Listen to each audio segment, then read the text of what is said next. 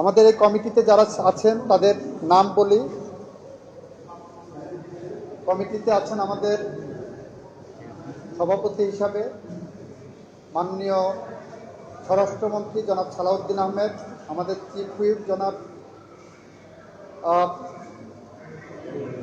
নুরুল ইসলাম মনি সাহেব, আমাদের মাননীয় সংসদ সদস্য অ্যাডভোকেট জয়নাল আবেদিন সাহেব, আমাদের মাননীয় সংসদ সদস্য আন্দালিব রহমান পার্থ সাহেব, আমাদের মাননীয় প্রতিমন্ত্রী এবং সংসদ সদস্য জুনায়েদ সাকি সাহেব, ভিপি নূর সাহেব, ব্যারিস্টার মীর হেলালউদ্দিন সাহেব, ফারজানা শারমিন পুতুল, ব্যারিস্টার শাকিলা ফারজানা, রুবেল সাহেব এবং আরও একজন অলিউল্লাহ সাহেব আমাদের এই কমিটির সদস্য।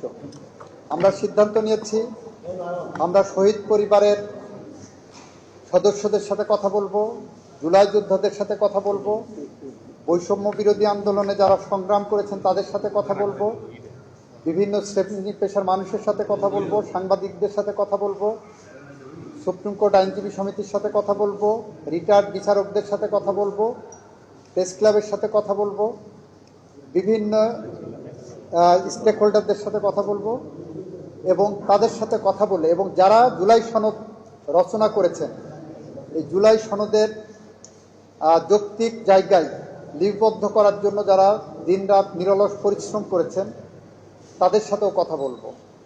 কথা বলার পরে আইনি প্রক্রিয়ায়, সাংবিধানিক প্রক্রিয়ায় এই যে সংস্কার প্রস্তাবগুলো যেভাবে এসেছে এটা সংবিধান সংশোধনের দিকে আমরা নিয়ে যাব, সেই লক্ষ্যে আমরা কাজ করছি।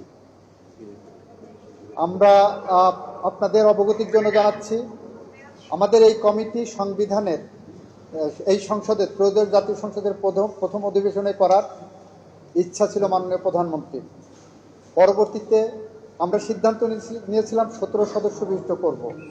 17 সদস্য বিশিষ্ট কমিটির মধ্যে 7 জন বিএনপির দলীয় সংসদ সদস্য, 4 জন সংসদে প্রতিনিধিত্ব করে এমন রাজনৈতিক দলের সদস্যবৃন্দ যেমন জুনায়েদ সাকি সাহেব, ভিপি নূর সাহেবরা আছেন, আন্দালিব রহমান পার্থ সাহেবরা আছেন, 1 জন সংসদ সদস্য স্বতন্ত্র থেকে অলিউল্লাহ সাহেব একটা রাজনৈতিক দলের প্রতিনিধিত্ব করেন, 5 জন ওখান থেকে, সুতরাং 7, 5, 12 আর 5 জন বিরোধী দলের পক্ষ থেকে আমরা চেয়েছিলাম। বিরোধী দল আমাদের কাছে সময় চেয়েছিলেন, বলেছিলেন যে এই অধিবেশনে দিতে পারবেন না, জাতীয় বাজেটের অধিবেশনে দেবেন নাম। আমরা চেষ্টা করেছিলাম তাদের কাছ থেকে নাম কালেক্ট করা, আমরা দুঃখজনকভাবে সেই নাম আমরা পাইনি। ওনারা বলেছেন ওনারা এই প্রক্রিয়ায় থাকবেন না। তারপরেও আমরা বলেছি, জাতীয় সংসদেও বলেছি, এখনও বলছি, আমাদের মাননীয় প্রধানমন্ত্রীর নির্দেশনা, ওনাদের যে 5টা নাম যখন দেবেন তখন এই কমিটির অন্তর্ভুক্ত করতে আমরা অঙ্গীকারবদ্ধ। আমরা চাই জুলাই সনদকে সামনে রেখে জুলাইয়ের চেতনাকে বাস্তবায়ন করার জন্য, জুলাই সনদের প্রতিটি অনুচ্ছেদকে অক্ষরে অক্ষরে পালন করার জন্য আমরা একটি সংশোধনী প্রস্তাব নিয়ে আসবো এই সংসদে, যে প্রস্তাবের মধ্য দিয়ে জুলাই শহীদদের স্বপ্নের বাংলাদেশের একটি বাস্তবায়ন হবে। সুতরাং আমরা সেই কারণেই বলছি, আজকে একটি মহেন্দ্রক্ষণের যাত্রা শুরু করলাম, আগামী দিনে এই যাত্রা সমাপ্ত করব জুলাই সনদের মাধ্যমে, জুলাই শহীদদের স্বপ্ন এবং স্বপ্নের বাংলাদেশ দেখার মধ্য দিয়ে। সবাইকে ধন্যবাদ। প্রথম প্রশ্নটা আপনার, জুলাই সনদের মধ্যে বিরোধী দল একটা বলেছেন কাঠামোগত, আমরা সেখানে নোট অফ ডিসেন্ট দিয়েছি, তাহলে আমরা কোনটা মানব? আমরা এর আগে উত্তর দিলাম, ওইটার উত্তরও জুলাই সনদেই দেওয়া আছে। আমার কোনটা মানা উচিত সেটা জুলাই সনদে দেওয়া আছে। এটাকে বলা হয় আইনের পরিভাষায় harmonious interpretation of statute and documents.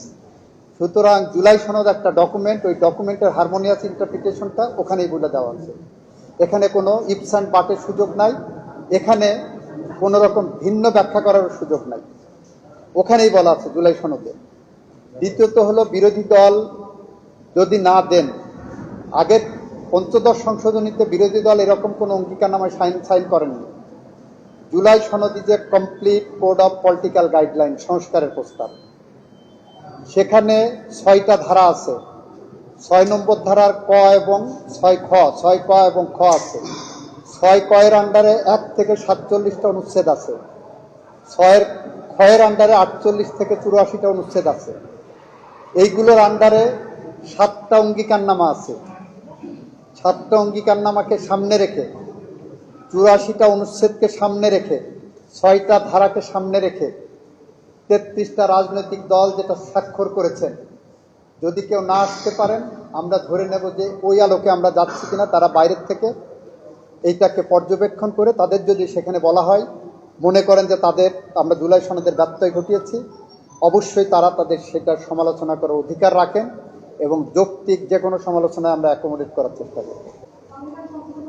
সাধারণ মানুষের জন্য, আপনার মতো বিশেষজ্ঞদের জন্য, আপনাদের মতো বোদ্ধাদের জন্য বলছি, নোট অফ ডিসেন্টের উপর আলোচনা না, আলোচনা সংবিধান সংশোধনের জন্য এবং সংবিধান সংশোধনের জন্য জুলাই সনদ আমার সামনে থাকবে। জুলাই সনদকে সামনে রেখে, জুলাই সনদকে বৃত্তায়ন করে, জুলাই সনদকে ধারণ করে, জুলাই চেতনাকে ধারণ করে আমার সংবিধান সংশোধনের পথে আমি এগিয়ে যাব।